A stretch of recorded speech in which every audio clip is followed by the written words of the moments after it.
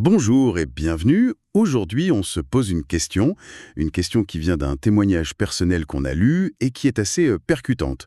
À quel moment, au fond, est-ce que tout a basculé? C'est la question centrale, oui. On va plonger dans le journal de bord d'une mère de famille qui, un soir, a eu une sorte de révélation, une prise de conscience brutale sur la place des écrans chez elle. Et tout part d'un truc tout simple, presque une expérience scientifique à la maison. C'est ça. Par curiosité, elle a commencé à compter. Simplement compter le nombre de fois où son fils de 9 ans déverrouillait sa tablette. Et le verdict, à la fin de la soirée, C'est 47 fois. en 3 heures. En à peine 3 heures, oui. 47 fois. Le chiffre, comme ça, il paraît un peu abstrait. Mais si on y réfléchit 2 secondes, ça fait une nouvelle interaction toutes les 4 minutes à peu près. Toutes les 4 minutes. Exactement. Et c'est là où ça devient, je trouve, fascinant. L'auteur, elle souligne que le vrai problème, ce n'est même pas tant les 3 heures d'écran en soi, ce qui est déjà beaucoup, on est d'accord. Bien sûr. Le problème, c'est la nature de cette consommation.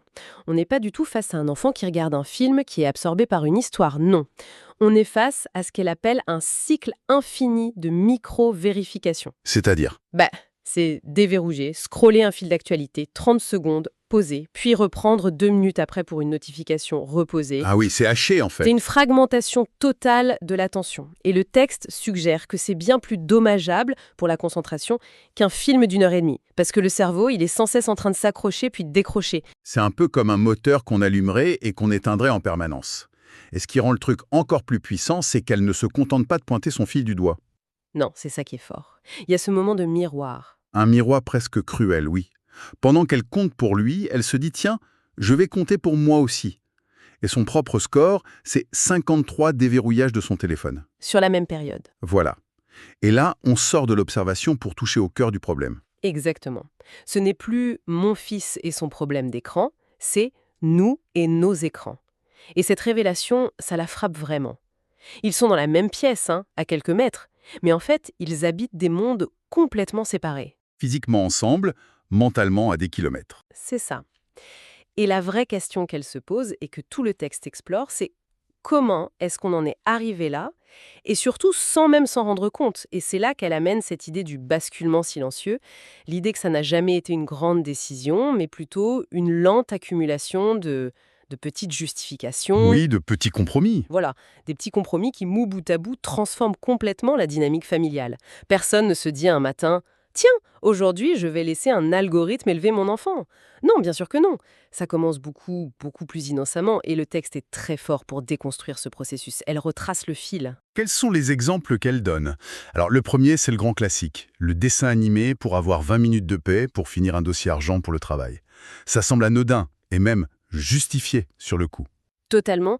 Puis il y a l'application éducative, parfois même recommandée par l'école, donc ça déculpabilise. C'est du bon temps d'écran, on se dit.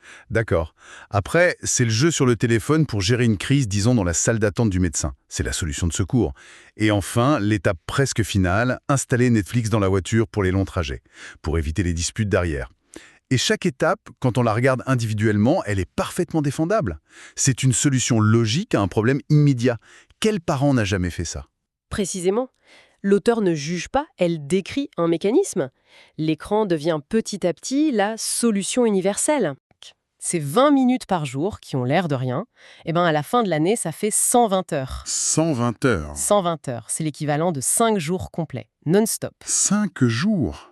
Ah oui, vu comme ça, la perspective change du tout au tout. Ce n'est plus un petit dessin animé. Ça change tout, parce que ces 120 heures, ce ne sont pas des heures neutres. Le texte parle du coût d'opportunité. C'est du temps qui est pris sur autre chose. Sur le jeu, la discussion. Sur le jeu libre, oui, sur la discussion, sur les chamailleries même, qui sont une forme d'apprentissage, et surtout sur l'apprentissage de l'ennui. Et c'est ce contraste qui est au cœur du texte. Elle se souvient de sa propre enfance. Il y avait une seule télé, dans le salon. Un objet commun. Voilà, on l'a regardé ensemble, à des heures précises. C'était un rituel partagé. Aujourd'hui, on est passé à une consommation individuelle, nomade, illimitée. On ne partage plus une expérience, on cohabite dans des expériences solitaires en parallèle. Ce qui nous amène à un autre point très important du texte. Pour la génération de ces enfants, les écrans ne sont même plus une option. C'est, comment elle dit, l'état par défaut. C'est ça, la distinction est fondamentale. Pour les adultes, c'était un ajout, une nouveauté. Pour ses enfants, c'est la norme depuis qu'ils sont nés. Jamais. Elle donne des exemples très parlants. Son fils savait swiper sur une tablette à 3 ans. Ce geste n'existait même pas il y a 20 ans. À 9 ans, il navigue sur Internet mieux que sa grand-mère. Pour lui, le monde a toujours été cliquable. Et la conséquence de ça, c'est quoi? La conséquence majeure qu'elle observe, c'est que l'ennui, le vide, l'attente, tout ça est devenu une anomalie. Une sorte de bug qu'il faut corriger tout de suite en sortant un écran. Le silence est devenu anxiogène. Il doit être comblé. Et ce basculement, elle le voit dans des dizaines de petits détails du quotidien, j'imagine. Des signaux d'alerte. Oui, plein. C'est son fils qui porte un casque dans sa chambre et qui ne l'entend pas quand elle l'appelle pour le petit déjeuner. Il faut aller le toucher sur l'épaule pour le ramener à la réalité. Il est comme dans une bulle, complètement. Elle utilise cette phrase terrible il est physiquement présent, mais mentalement absent. C'est fort comme formule. C'est très fort, parce que ça décrit une nouvelle forme de présence. Il est là, mais son esprit est ailleurs. Et ça crée des situations un peu absurdes. Elle raconte les repas où il faut répéter 3 fois « tiens-toi droit » ou « mange avec ta fourchette ». Pas parce qu'il est opposant, mais juste par déconnexion. Il n'entend pas. Il n'entend pas. Elle décrit aussi les devoirs qui s'éternisent, non pas parce qu'ils sont difficiles, mais parce qu'entre chaque exercice, il prend sa tablette pour faire une pause de 2 minutes qui se transforme en 10. Et bien sûr, il y a le point de friction ultime, le moment où il faut éteindre, les fameuses crises de rage. Justement, on pourrait se dire que ça, ce n'est pas si nouveau. Les enfants ont toujours fait des colères quand on éteignait la télé il y a 30 ans. Quelle est la différence d'après le texte? C'est une excellente question. La différence, elle n'est pas tant dans la colère elle-même que dans son intensité et sa fréquence. D'abord, la télé d'avant, elle avait un début et une fin. Un épisode se terminait. C'est vrai? Un jeu sur tablette, un fil TikTok. C'est conçu pour ne jamais finir. C'est un flux infini. Donc éteindre, ce n'est pas juste arrêter une activité, c'est interrompre un cycle de récompense neurologique, un cycle pensé pour être addictif. C'est comme lui arracher une tétine de dopamine, quoi. Je vois. Et l'autre différence, c'est la disponibilité. La télé était dans le salon, la tablette, elle est dans la chambre, dans la voiture, au restaurant. Le combat pour éteindre n'est plus un événement ponctuel à 20 heures, c'est une négociation permanente, épuisante. Qui devient la toile de fond de la relation. Je comprends mieux la distinction. Ce n'est plus un conflit sur une activité, c'est un conflit sur l'attention elle-même. Et tout ça culmine dans une scène de dîner qui est presque douloureuse à lire. Oui, c'est la scène qui cristallise tout. C'est un moment d'une banalité confondante. Elle est à table avec sa fille, ado. Elle tente de lancer la conversation, la question la plus classique du monde, comment s'est passée ta journée? Et la réponse? La réponse de sa fille, c'est un bien laconique, presque agacé, murmuré sans même lever les yeux de son téléphone. Le dialogue est morné. D'accord. Réaction à elle. C'est ça qui m'a le plus marqué. Elle décrit son soupir, son silence, et puis, elle sort son propre téléphone. Qu'est-ce que ça veut dire, ce geste, à ce moment-là? C'est un aveu d'échec. Le texte le présente comme quelque chose de plus complexe. Ce n'est pas juste de la résignation, c'est un mimétisme. C'est un moment de miroir terrible. Ah oui? Elle réalise qu'elle ne combat pas le silence créé par l'écran de sa fille. Elle s'y réfugie, elle aussi. Face au mur numérique, sa propre solution, c'est un autre mur numérique. Elle participe au même mécanisme. Exactement.